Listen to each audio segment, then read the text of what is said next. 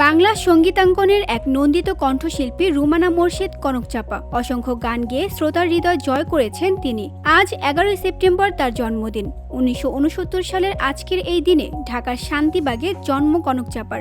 অসংখ্য জনপ্রিয় গান উপহার দিয়ে তিনি বাংলা গানের ভাণ্ডারকে সমৃদ্ধ করেছেন। চলচ্চিত্র, আধুনিক গান, নজরুল সঙ্গীত, লোকগীতি সহ সব ধরনের গানে কনকচাপা সমান পারদর্শী।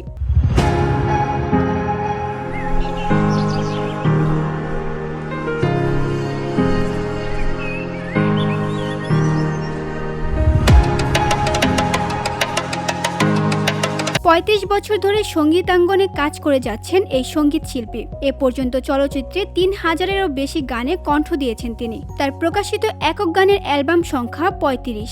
গানের পাশাপাশি লেখক হিসেবেও তার সুখ্যাতি রয়েছে। 2010 সালের অমর একুশে বইমেলায় স্থবির যাযাবর, 2012 সালের অমর একুশে বইমেলায় মুখোমুখি যোদ্ধা ও 2016 সালের অমর একুশে বইমেলায় মেঘের ডানায় চড়ে নামে 3টি বই প্রকাশিত হয়েছে কনকচাপার।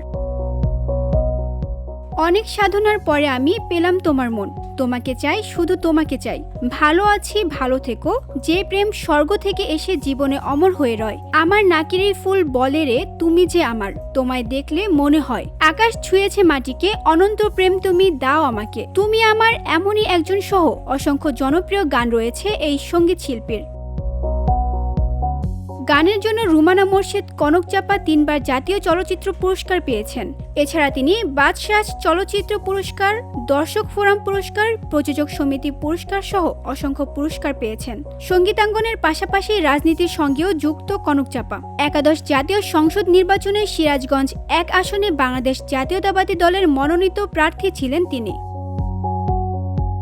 VOD Bangla news desk.